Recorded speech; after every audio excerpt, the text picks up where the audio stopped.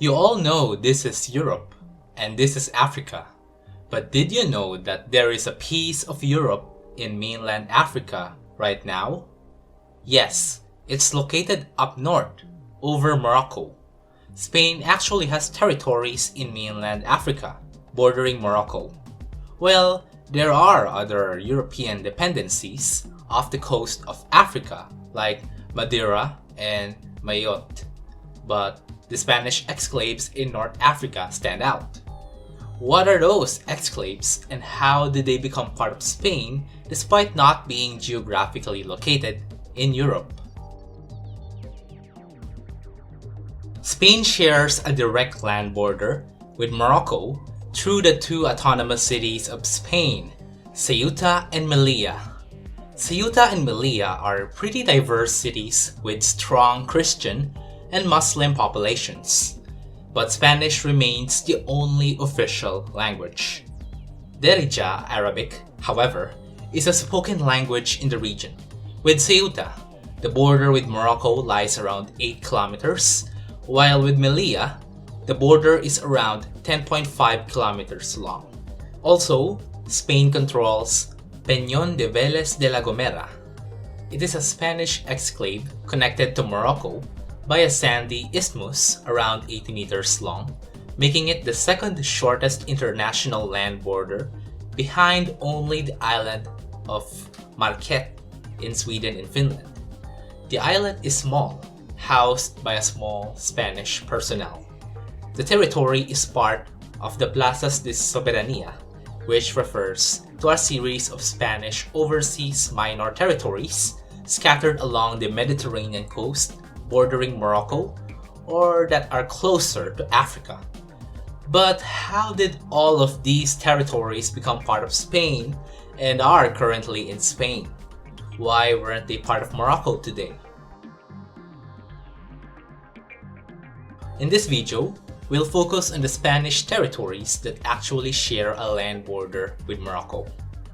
Prior to the Muslim conquest, Phoenicians founded Ceuta and Melilla, and they have changed hands various times throughout history. You probably know that various Muslim states have ruled the Iberian Peninsula, generally known as Al-Andalus. But well, the Christians managed to move southward gradually and push back the Muslims in an event known as Reconquista. Portugal eventually captured Ceuta in 1415, while Spain captured Melilla in 1497 from Morocco. The then island of Peñón de Vélez de la Gomera was taken by the Spanish in the 16th century, and this was recognized by Portugal. Fun fact, Spain had quite a lot of exclaves in North Africa by the start of the 16th century, but most of them were lost except for Ceuta, Melilla, and the remaining Plazas de Soberanía. Starting in 1580, Portugal and Spain were put in a dynastic union under the Castilian crown, and many Spaniards settled in Ceuta. And when Portugal seceded in 1640, Ceuta opted to stay under Spanish rule, which was eventually recognized by Portugal in 1668. Morocco is certainly not keen on having Ceuta and Melilla under Spanish hands, and Ceuta was invaded and besieged from 1694 to 1727, one of the longest sieges in history, while Melilla was besieged from 1774 to 1775. However, Spain was able to maintain its control over the two strategic cities. They were heavily fortified and they were strategic trading hubs. During the scramble for Africa, Spain was able to obtain a protectorate over a chunk of Moroccan territory, with most of Morocco going to France. Interestingly, Ceuta, Peñón de Vélez de la Gomera, and Melilla became part of this entity.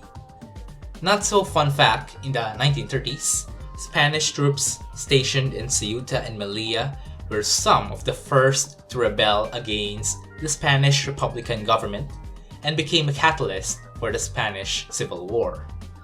Also, yes, the Peñón de Vélez de la Gomera was an island, and it was only in 1934 when a huge storm created an isthmus connecting to Morocco. When Morocco became independent from France in 1956, Spain gave Spanish Morocco back to Morocco, but they refused to cede the plazas de soberanía, which includes Ceuta and Melilla. The main reason is that, well, they've been part of Spain for many centuries as opposed to the territories gained from the scramble for Africa, so Spain is less willing to give up a territory that has been theirs for a long time. Morocco, however, contests that claim and assert that it's theirs. Spain stood firm, and they refused to include Ceuta and Melilla in any negotiations, and they effectively remained Spanish territories. The Perejil Island, also claimed by Morocco, became the subject of an armed incident between the two countries in 2002, where Morocco attempted to militarily seize the island, but Spanish troops forced them out. Morocco continues to claim Ceuta and Melilla, as well as plazas de soberanía, since they are strategic locations that will strengthen Morocco's position in regional affairs.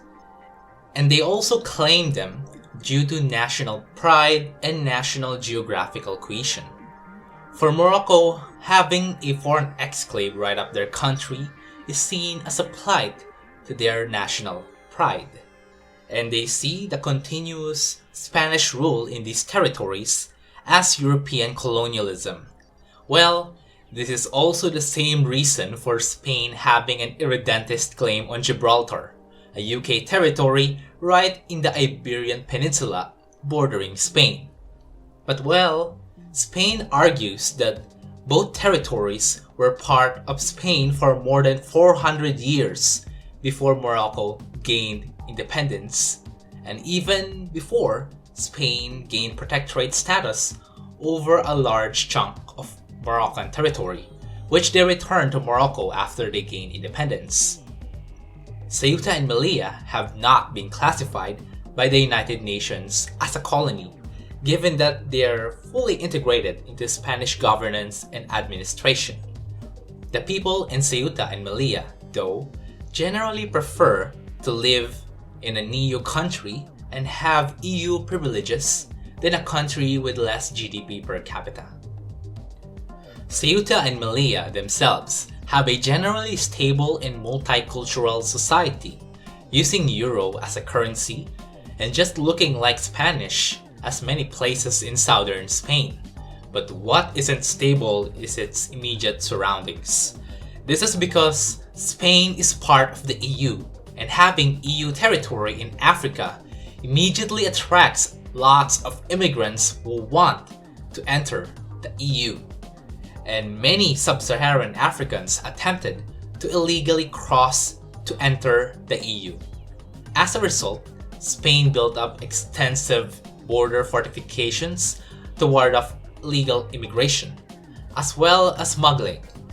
That didn't deter migrants, with the recent June incident in Melilla, where between 500 and 2,000 people attempted to storm the border fence, which resulted in several casualties.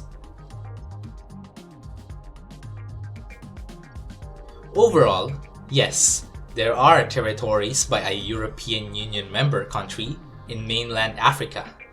Despite being fairly small, the plazas de soberanía are indeed the strongholds of Spanish sovereignty, as Spain continues to hold the territory despite Moroccan claims and the fact that it arguably has the fiercest border control by Spanish authorities, owing to massive waves of migrants attempting to cross the border.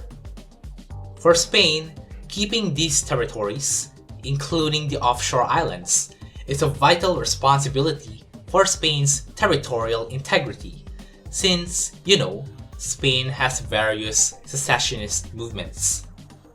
While for Morocco, as they could not seize the islands by force today, they will still maintain their claims, and they will certainly use them as a bargaining chip to be in a better position in negotiations in other aspects of the relationship with Spain. They did this when Morocco uses the migrant crisis in Ceuta and Melilla to exert pressure on Spain when they hosted the Polisario front leader Brahim Gali.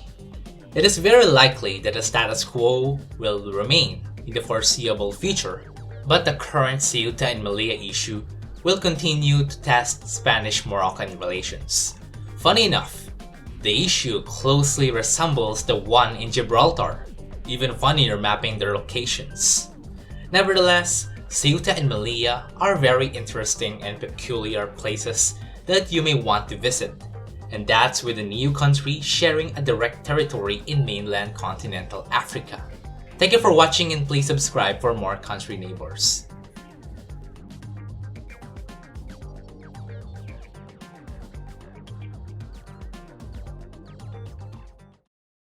If you think Ceuta and Melilla are weird enough, do not search Pheasant Island.